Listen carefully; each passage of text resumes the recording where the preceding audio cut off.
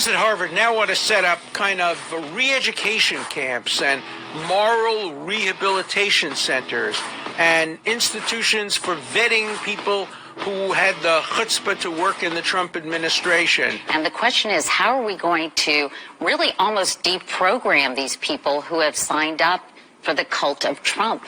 Experts say they see cult-like behavior. We have, there are millions of Americans, almost all white, almost all Republicans, who somehow need to be deprogrammed. It's as if they are members of a cult, the Trumpist cult, and who have to be deprogrammed. Because they've been brainwashed, Joy. I really believe that they have been brainwashed by this misinformation campaign. So how do you de-radicalize these people? Joining us now is Stephen Hassan. He's a mental health professional who has been helping deprogram people out of cults for decades. He's also the author of The Cult of Trump. There are millions of people who believe that the election was rigged. How do you begin to deprogram them? Once we educate them, we coach them on how to interact and empower the person to start thinking for themselves. I think a lot of people are going to have to be deprogrammed. We had a program addressing white supremacists that we had programs, federal programs, that went towards funding organizations like these that de-radicalized people.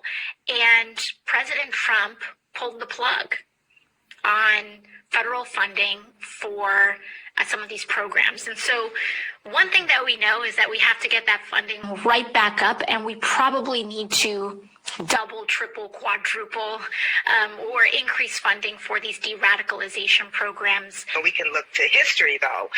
What ultimately breaks that power structure in the South is enforcement, right? There has to be consequences. David Atkins is a DNC member, as you said. He's also the leader of the California Democrats, and he is suggesting that over half our country needs to be reprogrammed. Not just 75 million people that voted for Trump, but the conservatives in this country. A Bernie Sanders staffer was caught on undercover camera saying that Trump voters should be sent to re-education camps. What are we going to do with those people that resist the change? Because that's a big deal. Well, I'll tell you what. In Cuba, what do they do to reactionaries? They shot them on the beach.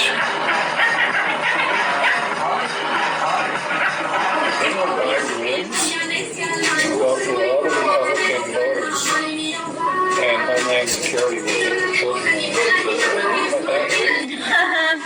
and we'll put them into re-education camps. They felt that this counter-revolution could best be guarded against by creating and establishing re-education centers in the Southwest, where we would take all the people who needed to be re-educated into the new way of thinking and teach them how things were going to be. I ask, well, what is going to happen to those people that we can't re-educate, that are die-hard capitalists? And the reply was that they'd have to be eliminated. And when I pursued this further, they estimated that they would have to eliminate 25 million people in these re-education centers. And when I say eliminate, I mean kill.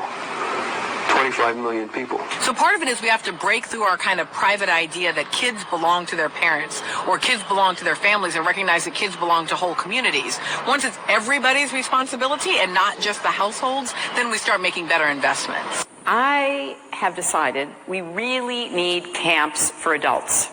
And we need the kind of camps that you all run. I mean, really. The bottom line is all of America needs programming because we've all been negatively influenced by Donald Trump. And now, a rise of political extremism, white supremacy, domestic terrorism, that we must confront and we will defeat.